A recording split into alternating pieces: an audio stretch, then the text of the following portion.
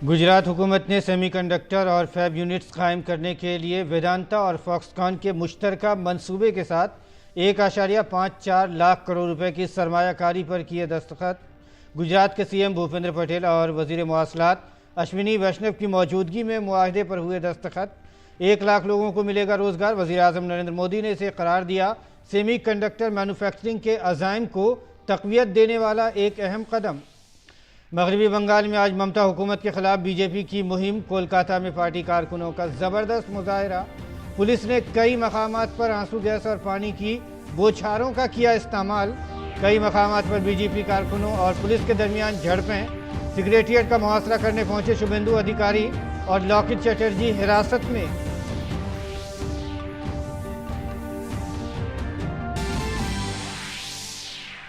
जम्मू कश्मीर में एसआई भर्ती घपला मामले में सीबीआई का जम्मू, श्रीनगर, हरियाणा, बेंगलुरु और दिल्ली समेत 33 मकामात पर तलाशी मुहिम जारी।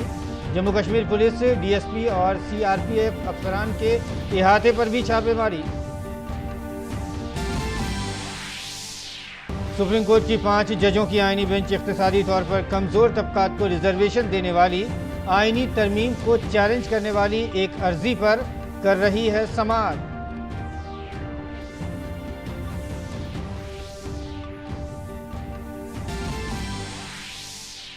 बीजेपी ने आज फिर आम आदमी पार्टी पर की तनकीद। दिल्ली बीजेपी के रियासती सदर आदेश गुप्ता ने आप पर बदउनवानी और मुजरिमों की सरपरस्ती का लगाया इल्जाम। और भारत को 1 साल के लिए मिली G20 की सदारत। 1 दिसंबर 2022 से 30 नवंबर 2023 तक G20 की सदारत संभालेगा भारत। भारत की सदारत में G20 के 200 से ज्यादा इजलास होंगे। फ्रांसीसी वज़ीर ख़ारिजा कैथरीन कोलोना आज भारत के 3 रोज़ा दौरे पर नई दिल्ली पहुंचेंगी। अपने हममनसब एस जयशंकर के साथ 2 तरफ़ा इलाक़ाई और बैनुल-अक़वामी उमूर पर करेंगी बातचीत।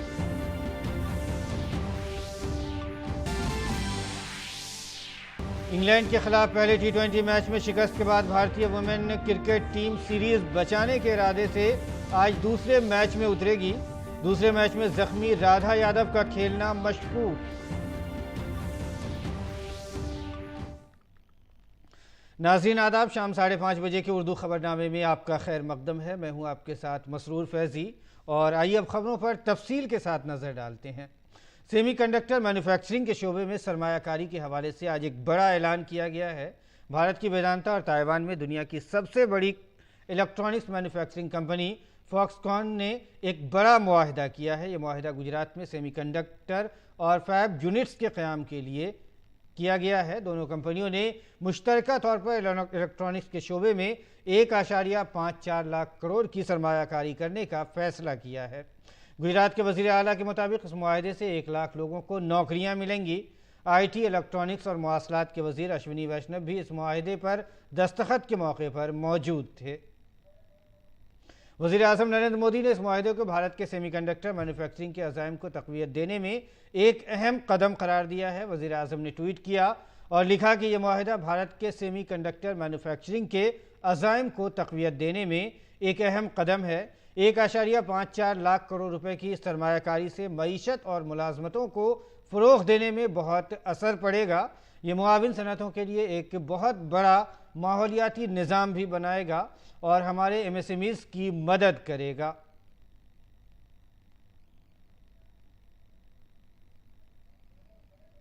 और इस मुआहदे के बाद वेदांता के चेयरमैन अनिल अग्रवाल ने ट्वीट किया और कहा कि आज तारीख लिखी गई है। ये बताते हुए खुशी हो रही है कि गुजरात में वेदांता फॉक्सकॉन सेमीकंडक्टर प्लांट लग रहा है।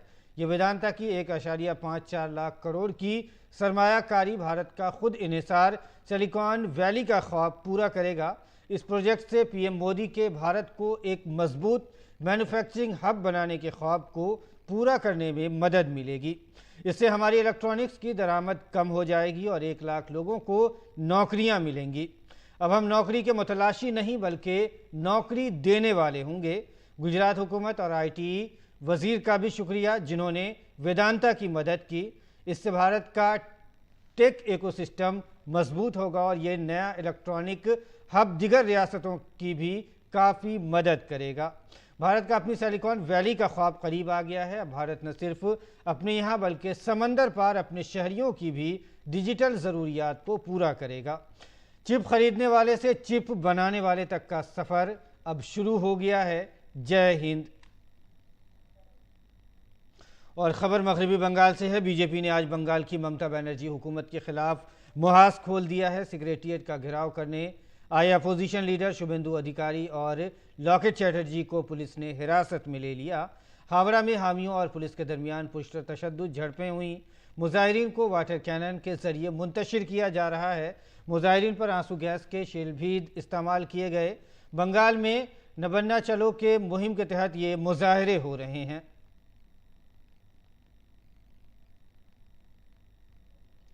बीजेपी का इल्ज़ाम है कि रियासती हुकूमत उसके खिलाफ इस मुहिम को रोकने के लिए तमाम तरीक़े अपना रही है।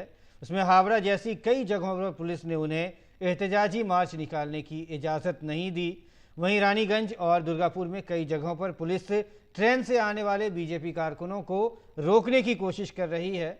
ममता हुकूमत के खिलाफ एहतजाज में शामिल होने के लिए शदीद बारिश के बावजूद पिरोलिया, बंकोड़ा और जंगल महल अजला से हज़ारों की तादाद में बीजेपी कारकुनान कोलकाता पहुंच गए हैं। तकरीबन 3000 लोग हावड़ा स्टेशन पहुंचे और मुजाहरा किया। जुलूस को रोकने के लिए पुलिस ने शहर को चारों तरफ से घेर लिया है। कई सड़कों पर बैरिकेड्स लगाए गए हैं। मगरबी बंगाल के कोलकाता में नबन्ना चलो मुहिम में हिस्सा लेने के लिए बीजेपी कारकुनान कोलकाता पहुंचे जाने पर कोलकाता पुलिस ने उन्हें रोका है, जिसके बाद बीजेपी कारकुनान और पुलिस के दरमियान बोलपुर रेलवे स्टेशन पर झड़प हुई है। पुलिस ने कारकुनों को हिरासत में ले लिया है। मरकजी तफ्तीशी ब्यूरो सीबीआई ने जम्मू कश्मीर सब इंस्पेक्टर भर्ती घपले की तहकीकात के सिलसिले में 33 मकामात पर छापेमारी की है। ये छापे जम्मू, श्रीनगर, हरियाणा के करनाल, महेंद्रगढ़, रेवाड़ी, गुजरात के गांधीनगर, दिल्ली, गाजियाबाद और बेंगलोर में मारे गए हैं। तहकीकाती agency Jammu Kashmir services selection board के साबिक चेयरमैन खालिद जहांगीर और इम्तहानात के कंट्रोलर अशोक कुमार, जम्मू कश्मीर पुलिस और सेंट्रल रिजर्व पुलिस फोर्स के कुछ एहलकारों के घर पर भी छापे मार रही है। इस घपले के सिलसिले में सीबीआई ने गुज़िश्ता माह भी छापे मारे थे।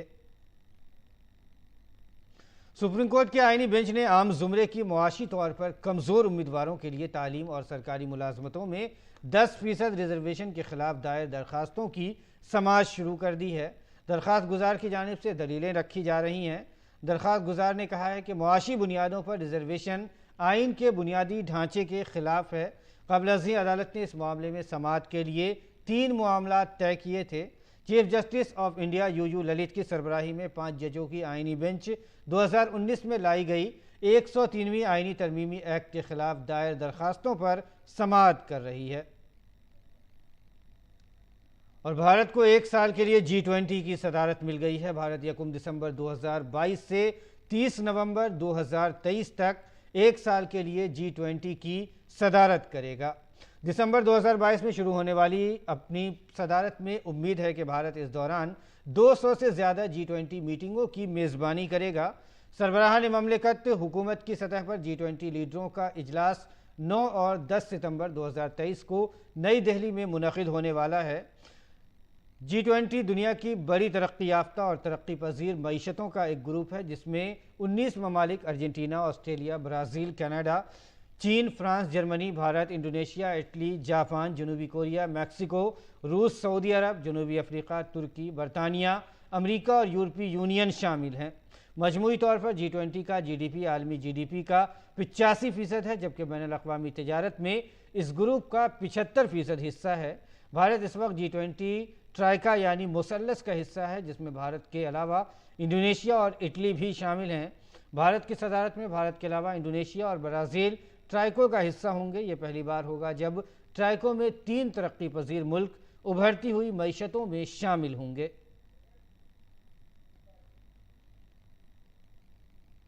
और आइए अब बढ़ते हैं अगली खबर की जानिब। मरकज़ी वज़ीर सेहत मनसुख मंडाविया ने आज कुछ वसी पैमाने पर इस्तेमाल होने वाली ज़रूरी अद्वियात की एक नई फहरिस्त जारी की है। अब नई फहरिस्त में 384 अद्वियात को शामिल किया गया है, जिनमें 34 नई अद्वियात को नई फहरिस्त में शामिल किया गया है। इसमें से 26 दवाओं को पुरानी फहरिस्त से निकाल दिया गया है, जबकि 27 को इलाज के ज़ुमरे में तकसीम किया गया है। मरकजी वज़ीर इत्तलात और नशरियात अनुराग ठाकुर महाराष्ट्र के कल्याण लोकसभा हल्के के अपने 3 रोज़ा दौरे के दौरान आज आखिरी दिन गांव नेवाली गए और गांव वालों से उनके मसाइल जानने के लिए बातचीत की। इस दौरान उन्होंने मकामी एमएलए गणपत गायकवाड़ से वहां की सूरत हाल के बारे में मालूमात हासिल की। अनुराग ठाकुर आज यहां महिला मोर्चा के लीडरों और कमज़ोर तबकात के लोगों से भी मुलाकात कर रहे हैं। वो अंबरनाथ में बाइक रैली में भी शिरकत करेंगे।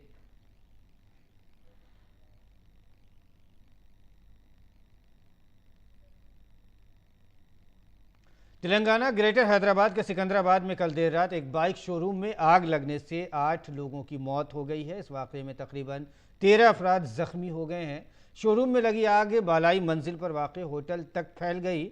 बताया जा रहा है कि होटल की इमारत के ग्राउंड फ्लोर पर इलेक्ट्रिक स्कूटर रिचार्जिंग यूनिट में आग लगने के बाद आग पूरी इमारत में फैल गई। मौके पर पहुंची पुलिस ने बताया कि जब ये वाक़या हुआ तो वहां तकरीबन 25 सय्याह मौजूद थे। आग के शोले और धुएं की वजह से 8 अफराद लुक़्मा-ए अजल बन गए। मरने वालों में ख़वातून भी शामिल है। ऐनी शाहिदीन के मुताबिक होटल की खिड़की से नीचे छलांग लगाकर जान बचाने की कोशिश में कुछ लोग ज़ख्मी हुए हैं। आसपास के लोग सबसे पहले मौके पर पहुंचे और कई लोगों को बहिफाजत निकाला। इस होटल में 25 कमरे हैं। सय्याह 12 से ज़ायद कमरों में ठहरे हुए थे। फायर ब्रिगेड की गाड़ियों ने आग पर काबू पा लिया है और 15 अफराद को बचा लिया है। 3 हलाकशुदगान की शनाख्त कर ली गई है। उनमें चेन्नई से सीतारमन, बिहार के वीरेंद्र कुमार और विजयवाड़ा से हरीश कुमार शामिल हैं। जख्मियों को हैदराबाद के सरकारी गांधी अस्पताल, यशोदा अस्पताल और दीगर सरकारी अस्पतालों में दाखिल कराया गया है। वज़ीर आज़म नरेंद्र मोदी ने सिकंदराबाद में आतिशज़दगी के वाक़े पर अफसोस का इजहार किया है। इसके साथ ही उन्होंने मरने वालों के लवाहिकीन को वज़ीर आज़म कौमी रिलीफ फंड से 2-2 लाख रुपए और ज़ख्मियों को 50-50 हज़ार रुपये देने का ऐलान किया है। पीएमओ ने ट्वीट करके कहा है कि मैं तेलंगाना के सिकंदराबाद में आग की वजह से होने वाले जानी नुकसान से गमज़दा हूँ। सौगवार ख़ानदान से मेरी ताज़ियत, ज़ख्मियों की जल्द सेहतयाबी की दुआ। वज़ीर आज़म कौमी रिलीफ फंड से आतिशज़दगी में हादसे में मरने वाले लवाहिकीन को 2-2 लाख रुपये दिए जाएंगे। ज़ख्मियों को फ़ीकस 50,000 रुपये के मुआवजे की रकम दी जाएगी।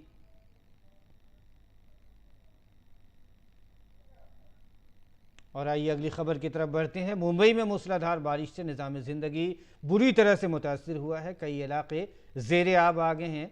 कांदीवली पोईसर नदी में तुग़यानी है। सैलाब का पानी लोगों के घरों में दाखिल हो गया है। महकमा मौसमियात ने आइंदा 4 से 5 रोज़ तक शदीद बारिश की वार्निंग दी है। इंतज़ामिया ने माहीगीरों से समंदर में ना जाने की अपील की है।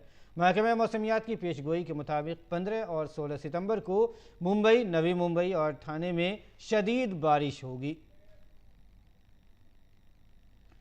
और मगरबी बंगाल के कोलकाता में मूसलाधार बारिश से निज़ाम ज़िंदगी बुरी तरह मुतासिर हुआ है। वहीं बारिश की वजह से शहर के कई मकामात पर पानी जमा हो गया है। महकमा मौसमियात ने कहा है कि कोलकाता में गुज़िश्ता 24 घंटों के दौरान 93.7 मिलीमीटर बारिश हुई है। आज सुबह से बारिश हो रही है। कोलकाता के अलावा हावड़ा, हुगली, शुमाली और जनूबी 24 परगना और रियासत के दीगर हिस्सों में भी इसी तरह से मुसलसल बारिश हो रही है। आसाम के गुवाहाटी में आज सुबह बारिश ने कई जगह पर कहर बर्पा किया है। बारिश के बाद शहर के कई मकामात पर पानी जमा हो गया, जिससे आम जिंदगी बुरी तरह से मुतासिर हुई है।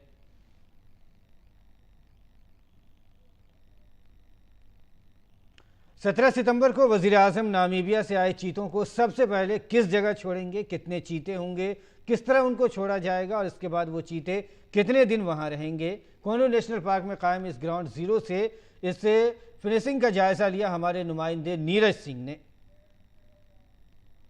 कुनो नेशनल पार्क का यही वो बाड़ा है जहां पर सबसे पहले नामीबिया से जो चीते आएंगे उनको यहां रखा जाएगा और 1 महीने के करीब वो क्वारंटीन रहेंगे। उसके बाद उनको बड़े बाड़े में लेके जाया जाएगा और जब वहाँ पर भी वो सेटल हो जाएंगे उसके बाद उनको जंगल में छोड़ा जाएगा। आपको बता दूं कि 17 तारीख को जब चीते यहाँ पर पहुँचेंगे तो प्रधानमंत्री सबसे पहले ये जो आपको मचान दिख रहा है यहाँ पर ही जो चीते हैं उनको यहाँ से छोड़ा जाएगा। ये आप देखें तो ये वो एरिया है जहाँ पर चीते रहेंगे और ये मशीन के द्वारा जो हाथ की मशीन है उसके द्वारा उसको घुमाया जाएगा, तब जाके ये बॉक्स का जो गेट है वो खुल जाएगा और उसके बाद जो चीते हैं वो इसी छोटे बाड़े में पहुंचेंगे। इसके बाद एक बड़ा बाड़ा और है जो 12 किलोमीटर के एरिया में है। उसके बाद 1 महीने के बाद उन चूतों को वहाँ रखा जाएगा। ये दूसरा बाड़ा है, छोटा बाड़ा।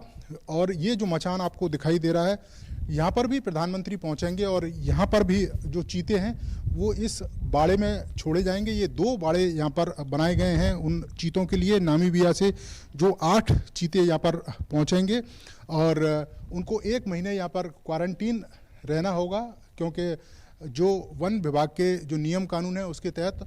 और उसके बाद जो वन विभाग है वो 24 घंटे उन चीतों की निगरानी करेगा, देखरेख करेगा कि उनकी जो एक्टिविटीज़ हैं वो किस तरह से हो रही हैं। और उसके बाद ही जो दूसरे जो बड़े बाड़े हैं उनमें उन चीतों को छोड़ा जाएगा और वहाँ पर भी लगातार उनकी निगरानी की जाएगी और ये देखा जाएगा कि चीते यहाँ के वातावरण में कितने घुल मिल रहे हैं। तो 17 तारीख को यही वो स्थान है जहाँ पर चीते सबसे पहले नामीबिया से यहाँ पहुँचेंगे और उन चीतों को इस बाड़े में छोड़ा जाएगा। कैमरामैन संजय जैना के साथ नीरज सिंह, डीडी न्यूज़, मध्य प्रदेश। और पंजाब के बठिंडा में रहने वाले सुखपाल सिंह को अब वो मिल गया है जो उनकी ख्वाहिश थी। वो इन दिनों गरीब व बेसहारा बच्चों को पढ़ा रहे हैं। उन्होंने सड़क पर एक ढाबे के सामने खुले आसमान तले एक स्कूल शुरू किया है। अभी सिर्फ 1 महीना गुजरा है और यहाँ बच्चों की हाजिरी बढ़ती जा रही है। सुखपाल सिंह की बीवी, जो कि एक सरकारी स्कूल में पढ़ाती हैं, वो भी इस काम में उनका साथ दे रही हैं। देखिए ये रिपोर्ट।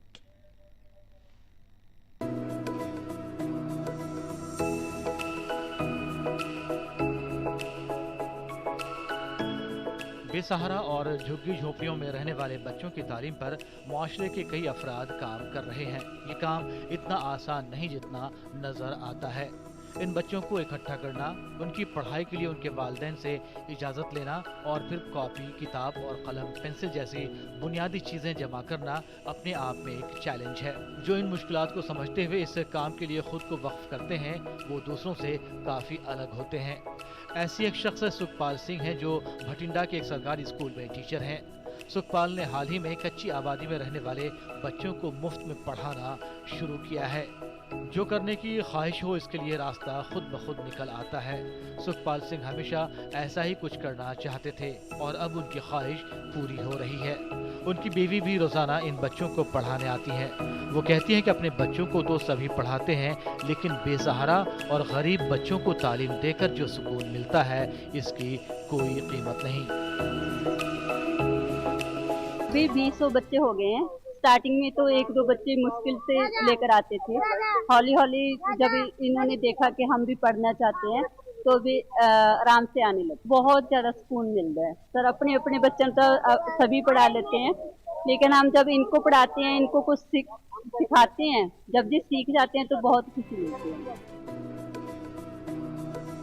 सिमरन और सुखपाल की क्लास सड़क पर होती है। पहले उनके पास 4 से 5 बच्चे पढ़ने आते थे, लेकिन अब 1 माह में बच्चों की तादाद बढ़कर 20 हो गई है। सुखपाल ने उनकी मज़ीद तालीम के लिए भी कुछ सोच रखा है। जब ये बच्चे बुनियादी इल्म हासिल कर लेंगे तो फिर इनका दाखिला सरकारी स्कूल में कराया जाएगा और अगर कोई मसला पेश आया तो फिर उसकी मंसूबाबंदी भी इनके पास है। अगला विषय जो है, हम बच्चों को बेसिक प्राइमरी एजुकेशन दे रहे हैं।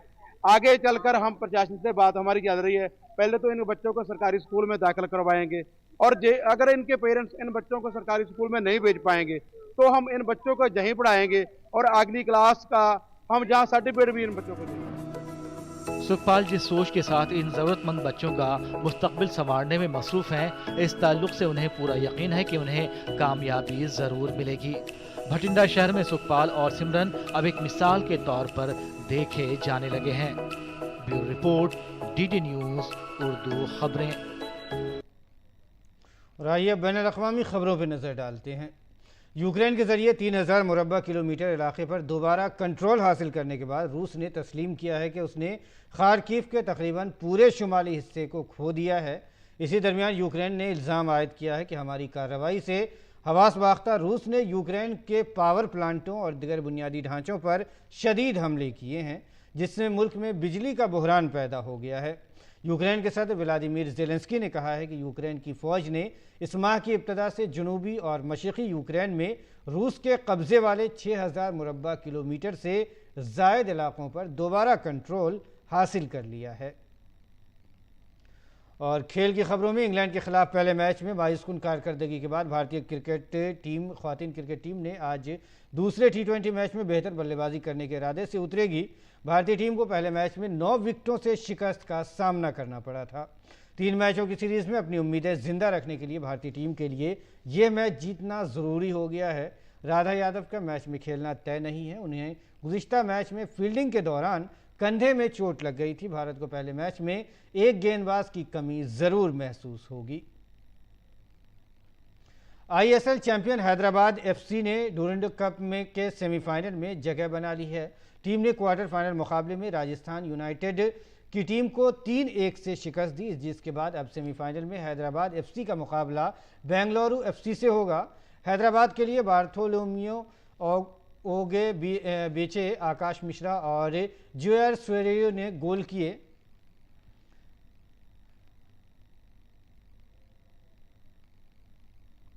मलिका एलिजाबेथ II की आखिरी रसूमात से पहले इस हफ्ते के आखिर में होने वाले 3 इंग्लिश प्रीमियर लीग मैच मुलतवी कर दिए गए हैं। लिवरपूल के साथ चेल्सी घरेलू मैच और लीड्स यूनाइटेड का मैनचेस्टर यूनाइटेड के साथ होने वाला मैच मनसूख कर दिया गया है।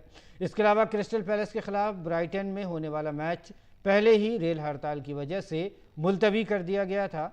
वहीं 16 से 18 सितंबर तक होने वाले लीग के दीगर मैचेस भी बाद में खेले जाएंगे। काबिल ज़िक्र है कि मलिका की आखिरी रसूमात 19 सितंबर को अदा की जाएंगी। श्रीलंका में खेली जा रही साफ अंडर 17 फुटबॉल चैंपियनशिप के सेमीफाइनल में भारत ने बांग्लादेश को 2-1 से शिकस्त देकर फाइनल में रसाई हासिल कर ली है।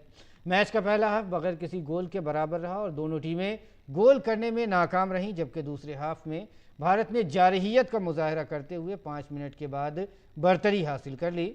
स्ट्राइकर गंगटे ने मुखालिफ टीम के डिफेंडर को चकमा देते हुए गोल कर कीपर की दाईं जानिब से शॉट लगा दी, जो गोल में बदल गया। 7 मिनट के बाद भारतीय टीम ने बरतरी को दोगुना कर दिया। भारतीय टीम ने जवाबी हमले में ये गोल किया। वानला पीका गोइटे का शॉट गंगटे ने गोल की समत दी और टीम 0-2 से आगे हो गई। तहम बांग्लादेश की टीम ने स्ट्राइकर मेराजुल की बदौलत जीत के फ़र्क को कम किया, जिन्होंने पेनाल्टी पर गोल किया, लेकिन वो भारत का मुकाबला नहीं कर सके और भारत ने यह मैच 2-1 से जीत लिया। चैंपियनशिप का फाइनल बुध को खेला जाएगा, जहां भारत का मुकाबला नेपाल से होगा।